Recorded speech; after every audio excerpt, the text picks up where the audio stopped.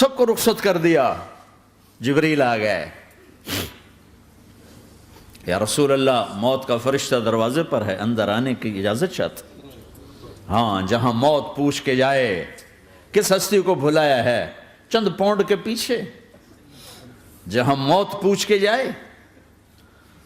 آپ نے کہا آ جائے, وہ اندر آئے. السلام علیکم یا رسول اللہ, سلام پیش کرتا ہوں. میں نے آج تک کسی کو سلام نہیں کیا, آپ پہلی ہستی ہیں جنہیں سلام کر رہا ہوں.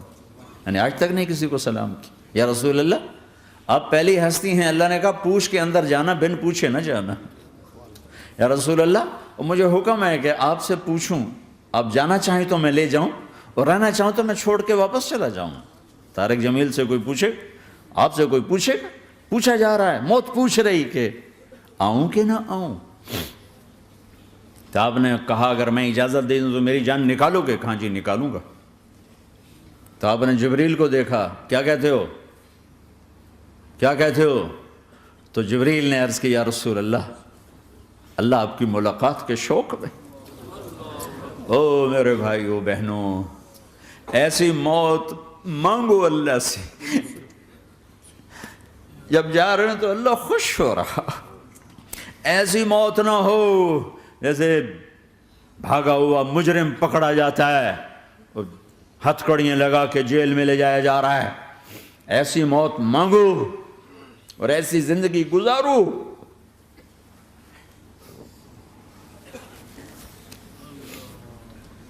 موت ہمارے لیے راحت ہے, اللہ خوش ہو رہا. جب سعد بن معاذ کا انتقال ہوا تو آپ نے فرمایا, میرے نبی نے فرمایا, سعد بن معاذ بڑے صحابہ میں ہیں, میرے نبی نے فرمایا کہ آج اللہ کا عرش خوشی سے جھوم اٹھا ہے. چونکہ وہاں تو جا رہے ہیں نا, یہاں سے نکلنا ہے, وہاں تو پہنچنا ہے, وہاں تو خوشی ہے, یہاں غم ہے. تو آپ نے کہا, میرے نبی نے فرمایا کہ آج میرے اللہ کا عرش سعد کے پہنچنے پر خوشی میں جھوم اٹھا ہے. ایسی موت مانگو کہ اللہ کا عرش بھی خوشی سے جھومے, اللہ بھی خوش. کیا کر رہے ہو, کدھر جا رہے ہو؟ اس دھوکے کے گھر, اس مچھر کے پر, اس مکڑی کے جالے, اس دکھوں کے گھر, اس غموں کی دنیا میں کیا ڈھونڈتے ہو؟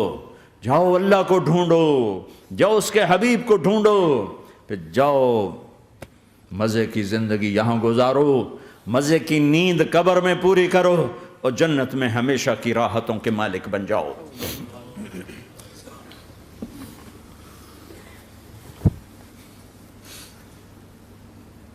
کہ یا رسول اللہ, اللہ ملاقات کے شوق میں ہے. تو میرے نبی فرماتے کہ میرے حسنین کا کیا ہوگا؟ میں تو دیکھ رہا ہوں ایک زہر میں تڑپتا ہے, ایک بچوں سمیت نیزے پہ چڑھا ہوا ہے. ویسے بھی محرم ہمیں یاد دلاتا ہے کہ اللہ کو راضی کرنے کے لیے آخری حدوں تک پہنچنا بھی کامیابی کا صحرا گلے میں ڈالنا ہے. ایک نے فتح کا جھنڈا گاڑا, قیامت تک کے لیے ذلت اس کے ماتھے کا نشان بن گئی. ایک نے سر کٹا کے نیزے پہ چڑھایا اور قیامت تک کے لیے عزت کا صحرا گلے میں ڈال لیا. کیوں کہ ایک دنیا کی بازی ہارا پر اللہ کو لے کے جیت گیا, اور ایک دنیا کی بازی جیتا اور اللہ کو کھو کے ہار گیا. اللہ کو پالینے کے بعد کوئی ہار نہیں, اللہ کو کھو دینے کے بعد کوئی جیت نہیں. اللہ کو اپنا مطلب بناؤ, اللہ کو مطلب بناؤ, اللہ کو مطلب بناؤ, اللہ کو اپنی زندگی کا مقصد بناؤ.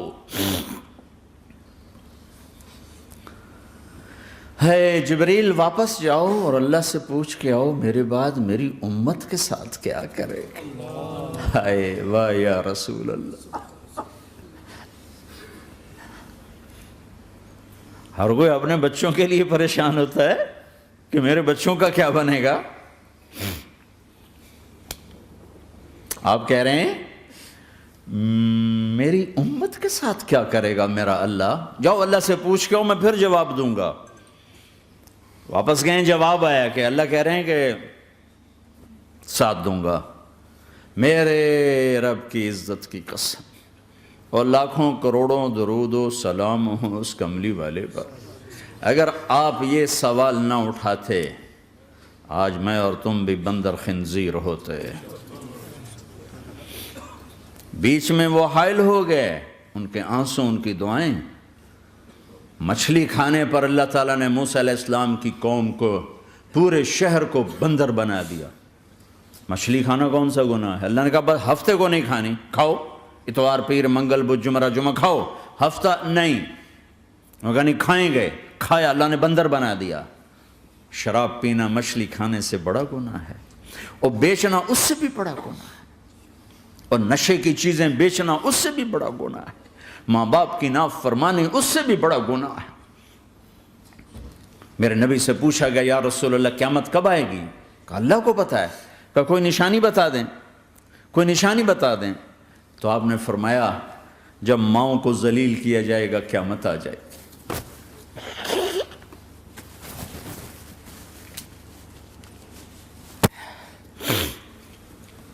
یہ تو اس کی دعائیں ہیں،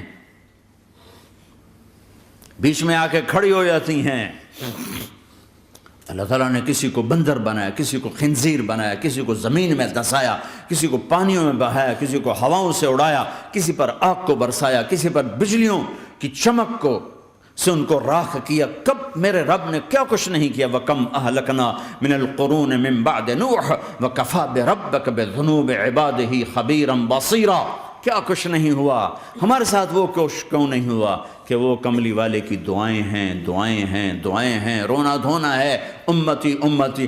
اچھا چلو یہ تو دنیا ہو گئی، آپ نے یاد رکھا میدان معاشر میں میرے نبی نے فرمایا جب جہنم کو لایا جائے گا اور ایک چیخ مارے گی، کوئی کسی کو یاد نہیں کرے گا، سب بھول جائیں گے۔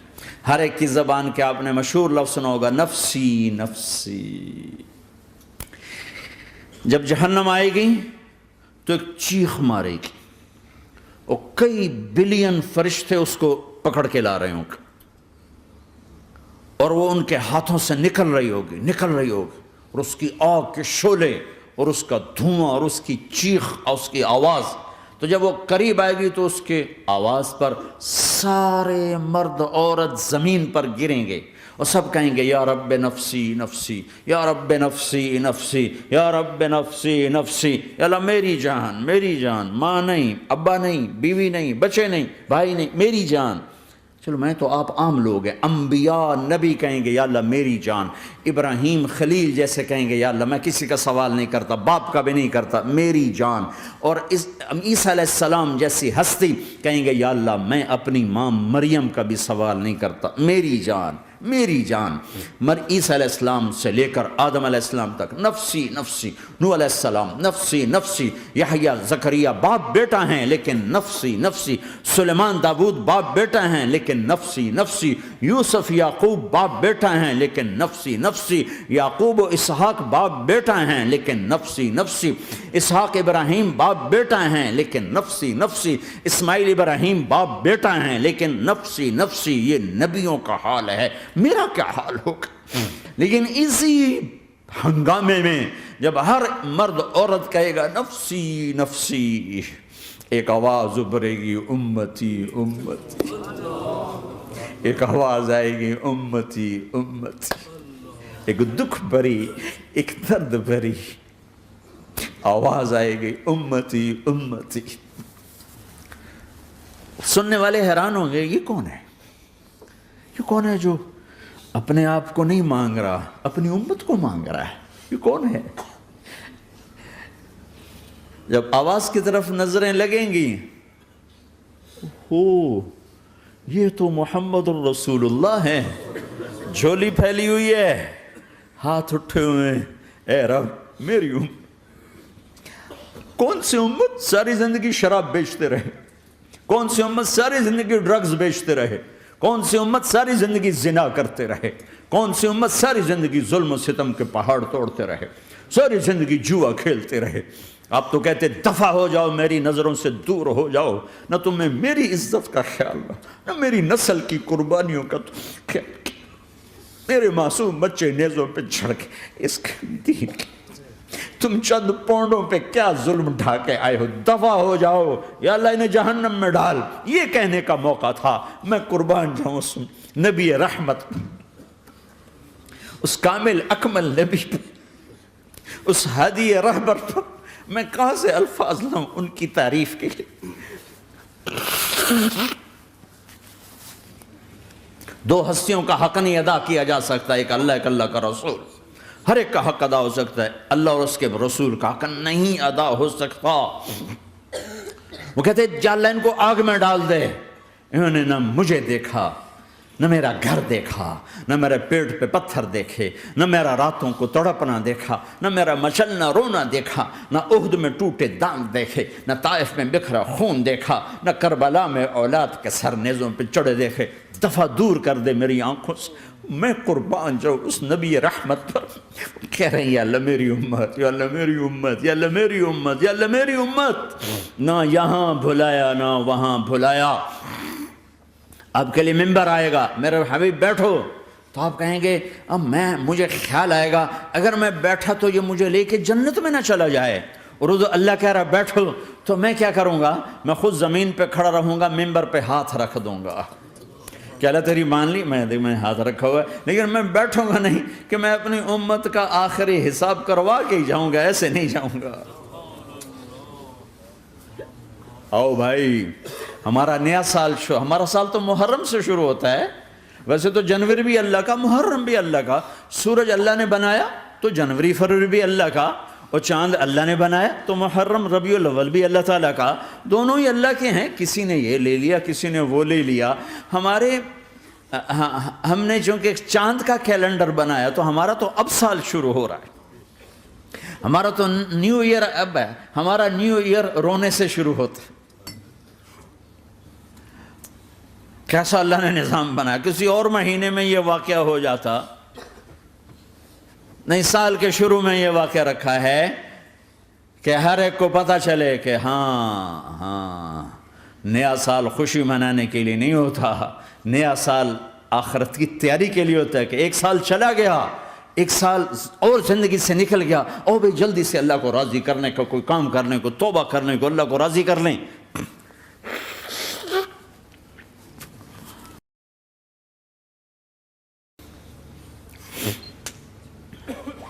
لیکن آپ کیا کہہ رہے ہیں؟ یا رب امتی امتی، یا رب امتی امتی، یا اللہ میری امت، یا اللہ میری امت، یا اللہ میری امت. اور ایسی شفقت و محبت آپ کہیں گے یا اللہ یہ میری امت کا حساب میرے حوالے کر، میں لوں گا، تو نہ لے، میں لوں گا. تو اللہ تعالیٰ فرمائیں گے آپ کیوں لینا چاہتے ہیں؟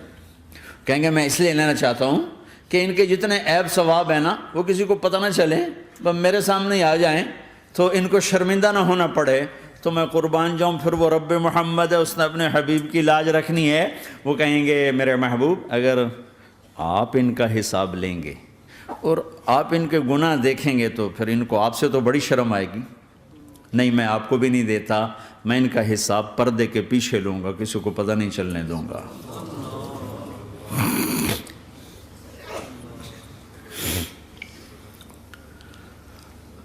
اتنی بڑی ہستی، اور آگے دیکھو طائف میں پتھر پڑ رہے ہیں اور ہر قدم پہ پتھر پڑتے ہیں. یہاں تک کہ ایک دم پتھر پڑنے سے تو خون نہیں نکلتا. پتھر کون سا کوئی تیر ہوتا ہے؟ پتھر تو پتھر. لیکن اتنے پتھر پڑے پنڈلیوں کے اوپر کہ پھٹ گئیں. ان سے خون نکلتے نکلتے نکلتے جو جوتا تھا پاؤں میں ایسے ساتھ ایسے چپک گیا. اور ساری کائنات کے دلہا سردار بے ہوش ہو کے گرے. وہ آپ کے غلام زید نے نوکر تھے، انہوں نے اٹھایا کندھے پر، بھاگے. پیچھے وہ سر پہ چڑھے ہوئے پتھر مار رہے ہیں اور آپ جتنا بھاگ سکتے تھے بھاگے، یہاں تک کہ بے ہوش ہو کے گر گئے. خون زیادہ نکل گیا تو انہوں نے کندھے پہ اٹھا دوڑ لگائی. اور آگے سامنے باغ تھا. کس کا؟ سب سے بڑے دشمن کا، مکے والا عتبہ بن ربیعہ. عتبہ کون ہے؟ یہ جنگ بدر میں جس کے ہاتھ میں جھنڈا تھا، اور جنگ بدر میں قریش مکہ کے لشکر کا جو چیف تھا وہ اس کا باغ. لیکن زید کو کوئی پناہ نظر نہیں، وہ باغ میں گھس گئے اور اللہ کے نبی کو ایک انگور کی بیل کے نیچے لٹایا۔ تو جان کا دشمن عتبہ، لیکن جب اللہ کے نبی کو خون و خون دیکھا تو اس کا دل بھی پگھل کے رہ گیا، کہنے لگا ہائے ہائے، طائف والوں نے محمد کے ساتھ کیا کرتا۔ جس پر دشمن کو رحم آیا ہمیں اس پہ رحم نہیں آیا، ہم نے اس کے آنسوں کی کوئی قیمت نہیں لگائی۔ وہ اتنا ایموشنل ہوا کہ جلدی سے گیا اور پلیٹ میں انگور توڑ کے سجائے۔ جب جانے لگا تو پھر شرم اور وہ ایک حجاب درمیان میں آڑے آ گیا، تو اپنے غلام کو بلایا، عداس کا، عداس یہ لے جا وہ جو آدمی زخمی پڑا،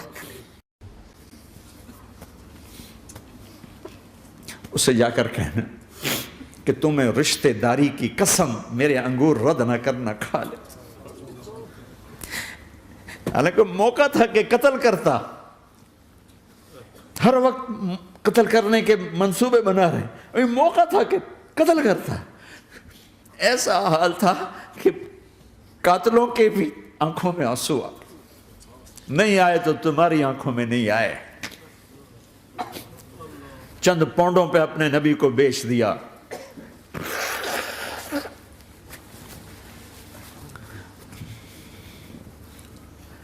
کہنے کا عداس یہ لے جا، وہ جو آدمی لیٹر پڑا، اسے کہنا تو میں رشتہ داری کی قسم دیتا ہوں میرے انگور رد نہ کرنا، کھا۔ عداس آئے اور آ کر انگور پیش کیے، تو اب آپ نے ایک انگور اٹھا کر بسم اللہ، تو عداس کہنے لگا یہ لفظ یہاں تو لوگ نہیں بولتے۔ آپ نے پوچھا تو کہاں کا ہے؟ کہا میں نینوا کا ہوں۔ اچھا، میرے بھائی یونس کے شہر کا، یونس علیہ السلام۔ وہ کہنے لگا وما ادراک ما یونس، آپ کو یونس کا کیسے پتا ہے؟ تو آپ نے فرمایا میں اللہ کا نبی ہوں، وہ بھی اللہ کا نبی تھا۔ تو عداس نے ایک دم آپ کے پاؤں پکڑے اور چومنا شروع کیا اور کلمہ پڑھ لیا، تو آپ کو اپنے سارے زخم بھول گئے۔ پھر جو آپ نے اللہ سے بات کی ہے نا، آئے ہائے ہائے ہائے ہائے، کیا اللہ پاک کے سامنے اللہم اشکو الیک ضعف قوتی وقلت حیلتی وہوانی علی الناس، اے میرے رب آج تجھ سے گلہ نہ کروں، آج تجھ سے گلہ نہ کروں، تو نے مجھے کن کے حوالے کر دی، تو نے مجھے کن کے حوالے کر دی، الی عدو ملکتہ امری او بعید یتجحم، ایسے دشمنوں کے حوالے تو نے کیا جنہوں نے میرا یہ حال کر دیا، تجھ سے کون سا چھپا ہوا ہے۔ ساتوں آسمان لرز گئے، عرش کانپ اٹھا، اور جبریل فرشتے کو لے کر ایک سیکنڈ کے کروڑویں حصے میں حاضر، یا رسول اللہ حکم فرمائیں اطبق علیہم الاخشبین، یہ دو پہاڑ اٹھاؤں گا اور یوں ایسے چکی کی طرح یوں کر دوں گا۔ نبی رحمت، نبی رحمت، نبی رحمت۔ ارے تم تو آپس میں رحمت نہیں رہے ہو، ایسی فرقہ واریت کی آگ میں جلے ہو کہ ایک دوسرے کو سلام کرنا چھوڑ گئے، ایک دوسرے کے پیچھے نمازیں پڑھنا چھوڑ گئے، اور جاؤ پاکستان میں دیکھو ایک دوسرے کے خون کے پیسے پھر رہے ہیں۔ یہ کون سی امت ہے؟ یہ کون سا اسلام ہے؟